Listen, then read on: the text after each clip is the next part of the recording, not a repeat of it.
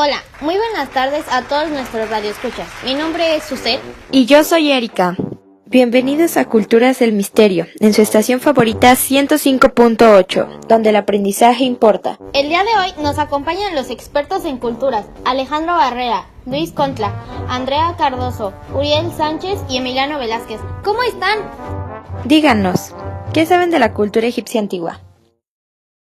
Miren, la geografía de Egipto se caracteriza por un clima desértico, mitigado por la influencia del río Nilo y sus mares limítrofes. Egipto se encuentra entre dos continentes, África y Asia. Está situado en el extremo noroeste de África, a pesar de cubrir solo alrededor del 6.5% del área total de Egipto. El Valle del Nilo y el Delta del Nilo son las regiones más importantes, ya que son las únicas regiones cultivables del país y dan soporte al 99% de la población. El Valle del Nilo se extiende aproximadamente a 800 millas náuticas desde Aswan hasta las afueras de El Cairo. El Valle del Nilo es muy bueno y se le conoce como Alto Egipto, mientras que la región Delta del Nilo se conoce como Bajo Egipto. ¡Wow! ¡Qué interesante! Regresamos con nuestros expertos. Oye, Suset, ¿no te entra la duda sobre cómo es la historia de los egipcios? ¡Claro! Muy pronto, la escritura aparece en torno al año 3000 y los egipcios atribuían su creación al dios de la sabiduría Tot. Hay tres tipos de escritura egipcia: la escritura jeroglífica, la escritura hierática y la escritura demótica. La escritura ha sido un instrumento fundamental para el conocimiento de Egipto. No es hasta el siglo XIX cuando se empieza a conocer a partir de la invasión de Napoleón. También fue fundamental para el conocimiento de la cultura egipcia la aparición de la piedra Rosetta, ciudad cercana a la desenvoltura del río Nilo y una piedra de basalto que tiene una inscripción trilingüe, en egipcio jeroglífico, griego y egipcio demótico, que produce un decreto de Ptolomeo V y fue interpretado por Champollion en 1822. Otro hecho fundamental fue la apertura de la primera tumba inmolada, la de Tutankamón, en 1923. Los pueblos que viven en Egipto son de origen camita. Se trata de hombres altos, de hombros anchos y de rasgos de tez morena. Estos pueblos se asientan y se originan en nomos o cantones independientes, dirigidos por reyes sacerdotes. ¡Genial! Esto me servirá para mis clases de historia. Hablando de clases de historia, la religión también es parte de la historia. ¿Sabías que la cultura egipcia tenía una religión politeísta pero con tendencia al monoteísmo? Cada pequeña región del antiguo Egipto contaba con un dios al que le rendían culto. En ese momento ellos creían que existían dos tipos de dioses: los dioses de cada región, que eran llamados dioses locales, y los otros que eran llamados dioses cósmicos. Estos dioses eran para todas las regiones de Egipto. Algunos de sus principales dioses eran el dios Ra, que era considerado el sol; Amón, que era el dios creador del mundo y el dispensador de la vida; Osiris, el dios de la luz; y Anubis, el dios de la momificación de los muertos y el conductor de las almas. En la época de Edicto de Teodosio se establece la idea de la vida de la ultratumba. Esta creencia afirma que hay vida después de la muerte, y cuando el cuerpo muere, el elemento que lo acompaña es el Ba, que significa energía. Parece que todos sabemos de todo un poco. Eso es correcto. ¿Saben? Los egipcios también tenían música, y su lengua también era increíble.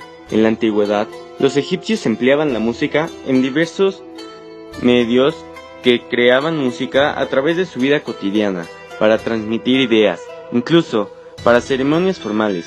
Instrumentos muy utilizados por los egipcios eran el arpa y para los militares trompeta, para así poder poner algún orden. Se empezaba a desarrollar su música en música oriental. Su baile acompañado por su música suele ser bailes muy rápidos y canciones rápidas.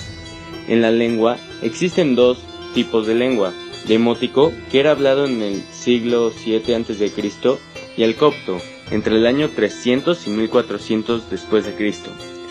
¿Sabían que en egipcio lo empezaron a tomar en cuenta por sus grandes construcciones de pirámides en el siglo V? Demótico significa egipcio popular, se convirtió en norma literaria. Copto, última parte del lenguaje egipcio, una adaptación con el alfabeto griego. No solo la música era lo bueno que tenían, sino también gastronomía. La alimentación del antiguo Egipto se clasificaba por el estrato social, empezando por la clase baja, los campesinos. Ellos dependían de crecidas del río Nilo para la fertilización de sus tierras. Comían 2 veces al día. El desayuno, compuesto por pan y cebollas dulces. Tenían una comida fuerte a media tarde. El alimento básico era el pan, elaborado a partir de harina de trigo y cebada, con formas de hogazas. Sobrevivían de pan y cervezas, con un consumo escaso de carne, la cual era proveniente principalmente de la caza.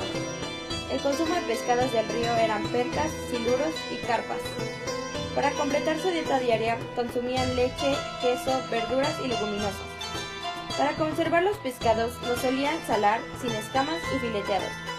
El consumo de huevos provenía del avestruz, que daba mayor cantidad y la cáscara la utilizaban luego como recipiente.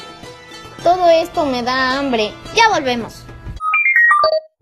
Regresamos, queridos radioescuchas. ¿Saben qué es la filosofía? Yo creo que sí, y déjame decirte por qué. Su filosofía principalmente era moral, de tal manera que los valores éticos estuvieran basados en el conocimiento del cosmos. Todo el antiguo Egipto se expresaba por la dualidad y la posibilidad de conjugarse armónicamente. La dualidad fue el Alto y el Bajo Egipto. Desde la dinastía de Menes-Narmer, el primer caso fue la unificación de pueblos sin necesidad de guerras ni confrontamientos. El segundo punto fue el orden natural. A esto le hablamos sobre la armonía del cosmos que aportaba la felicidad y estabilidad y la salud. Todos debían observar sobre la regla de Mach para poder vivir en armonía y para poder gobernar con justicia y realizar ceremonias que restablecieran el orden natural. Por casi último, estamos hablando sobre la renovación. Este punto fue muy importante para todo Egipto, ya que hablábamos sobre la divinidad de la renovación por excelencia, fue llamada Onen Nefer. Por último, la reencarnación. Estamos hablando sobre la muerte. La muerte para los egipcios fue un punto muy importante, ya que para ellos no era el final de un ciclo, para ellos era el cruce del camino de vida material hacia la vida a una dimensión espiritual. Oigan, no podemos dejar atrás la ciencia. El antiguo Egipto tenía ciencia y tecnología avanzada para su tiempo. Tot, en forma de Ibis, fue el inventor de la astrología y las matemáticas, el dios de la sabiduría y de la magia. En honor a Tot, los egipcios se dedicaron solo a aplicaciones prácticas de las matemáticas, nunca a conceptos abstractos. La palabra papel viene del término griego para el material egipcio usado para escribir, que se hacía con tiras de la planta del papiro. Los egipcios eran gente práctica y esto se refleja en su estudio de la astronomía. Incluso antes de la unificación, en el año 3000 a.C., la observación del cielo había influenciado en el desarrollo de una religión, en la cual varias de sus deidades principales eran cuerpos celestes. Me pareció una perspectiva interesante del asunto. En el arte de Egipto hubo varias manifestaciones. La primera manifestación tuvo 2 etapas, el periodo neolítico y en el periodo badariense. En el periodo neolítico predominaba la pintura decorativa o simbólica, en cerámicas o en tumbas, y en pequeños objetos de carácter utilitario y mágico. Destacan las vasijas hechas a mano y de piedra, con decoraciones extensas. En el periodo badariense asombra la perfección y delicadeza y monumentalidad del arte egipto, con un estilo característico que surge durante las primeras dinastías y permanece casi inalterado en 3 milenios de cultura. Y en las esculturas presenta una figura yuxtapuesta en planos superpuestos. Los tipos de imágenes se representan con criterio jerárquico. Por ejemplo, el faraón tiene un tamaño más grande que los súbditos o los enemigos que están a su lado. Predominaba el canon de perfil, que consiste en representar la cabeza y las extremidades de perfil, pero los hombros y los ojos de frente. Las pinturas se encuentran en papiros y en paredes. Los bajos relieves principalmente en los muros de los templos. Las escenas más típicas eran las de la vida cotidiana o las del más allá. Esperamos que este reportaje haya sido de su agrado. Agradecemos al equipo de producción y a los expertos que se tomaron su tiempo para visitarnos.